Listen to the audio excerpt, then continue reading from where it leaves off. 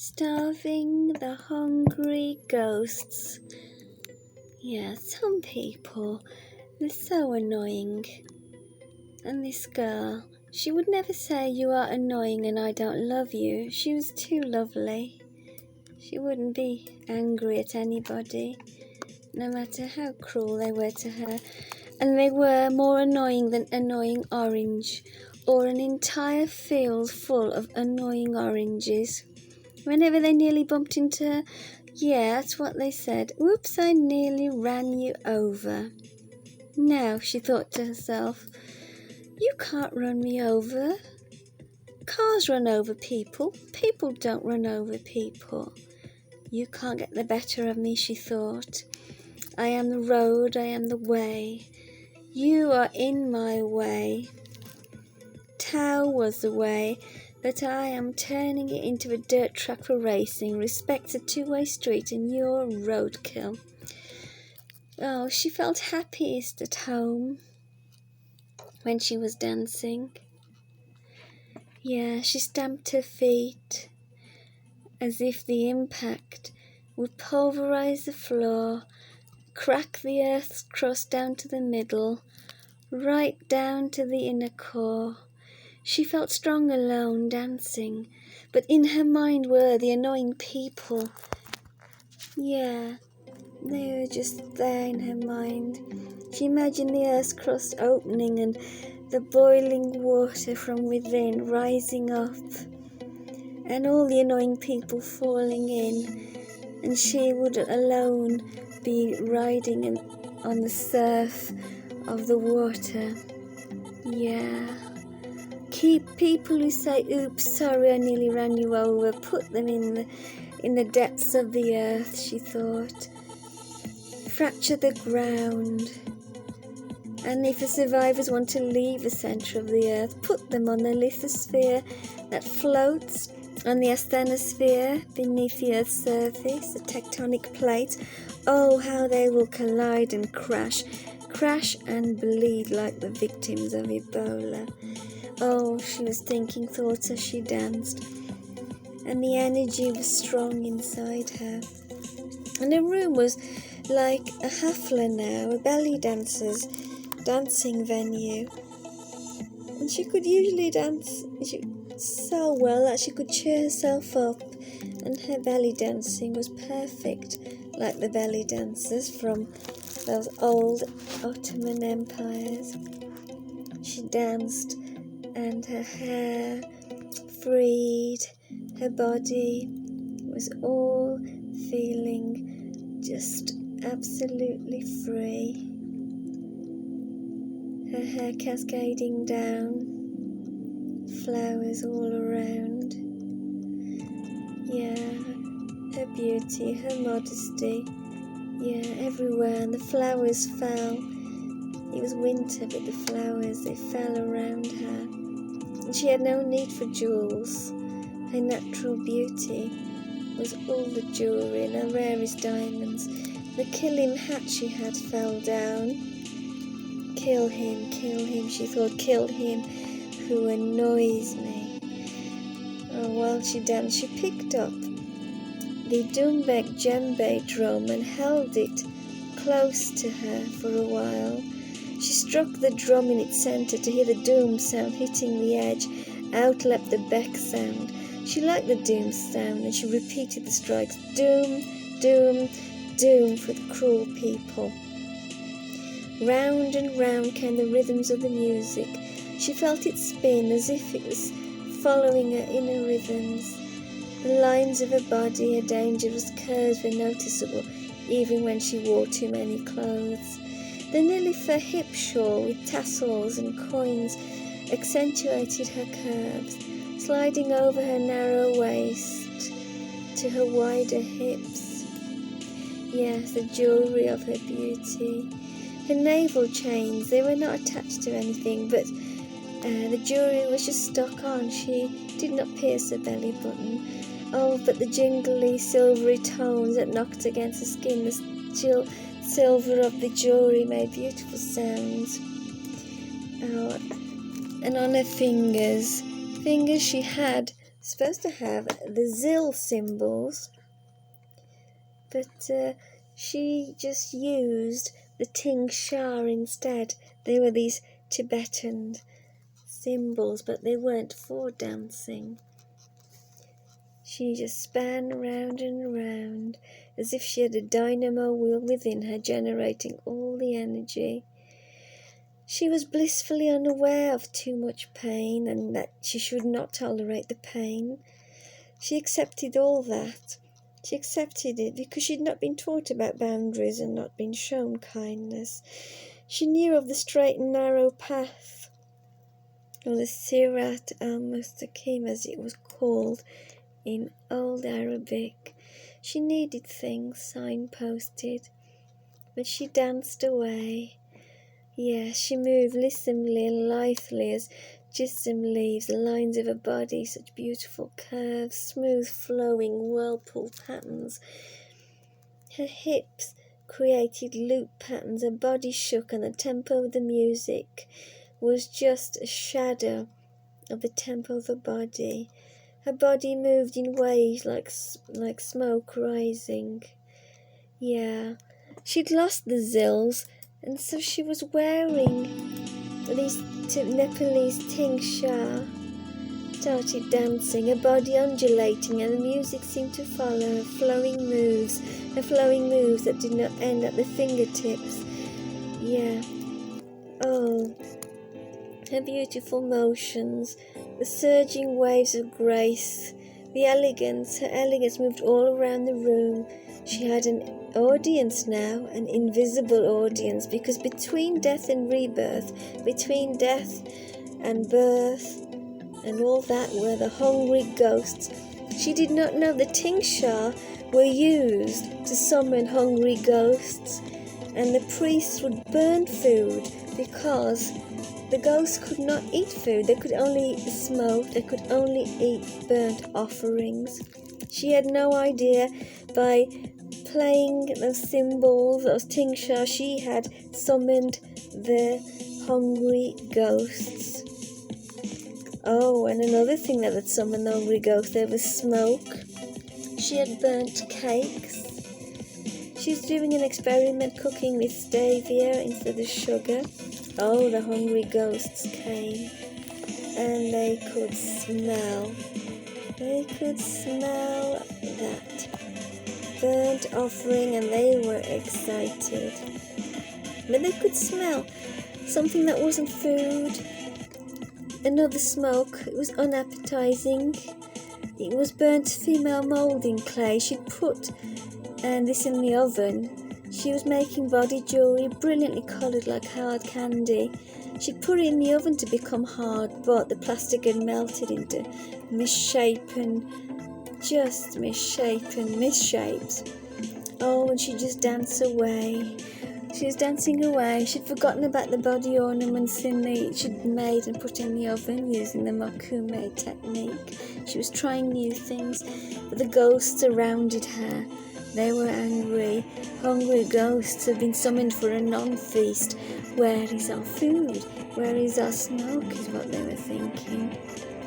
They had to punish her for bringing her to a place where there was no food. They were going to do something so that she would feel hunger. Yes, that spiritual wheel in her belly, that kindness, that had grown, from the kindness that she possessed. Well, it was growing bigger because of the prayers of the hungry ghosts. They wanted her to just fill up with this spiritual wheel so there'd be no room for food inside her. She'd always feel hungry. She would always be desiring and feeling where she would never be satisfied. She would always be hungry. They wanted her to feel that hunger that they felt. That wheel of energy in her was going to keep her alive. It did give her speed. She was meant to go to work that afternoon, and it changed her. Her life that she had was finished. She felt so strong with this energy, although she had that feeling of hunger. She felt powerful. Yes, the ghosts they were going to punish her. But she was feeling strong. She took the cakes. She didn't really notice what the ghosts had done. She took the burnt cakes. She was going to take them outside and put them on the bird table. It was winter. She was going to feed them. They were always grateful. She took them out of the... Oh, there was smoke everywhere. The hungry ghost thought they were going to get something. But she wasn't going to. She was opening the windows and the smoke was escaping, and outside the birds ate the cakes and the cold air extinguished the smoke. And the ghosts were furious. Yes, they were even more angry. They could not get a scrap of smoke. So in the garden, in the winter, they looked at the burnt offerings that they could not inhale, they could not eat, could not breathe in the smoke. She would be taught a lesson. Yeah, they were going to sort her out. She should not have summoned them. She had not known. But she felt their strength. Yes, they came in. Inside she could just see these shadows. She didn't know they were ghosts. She didn't know the spirits that surrounded her. She could just, they were praying that she would feel what they felt, their hurt, their hunger, their frustration. Yeah, she felt the hunger pangs and she could not eat. It was happening.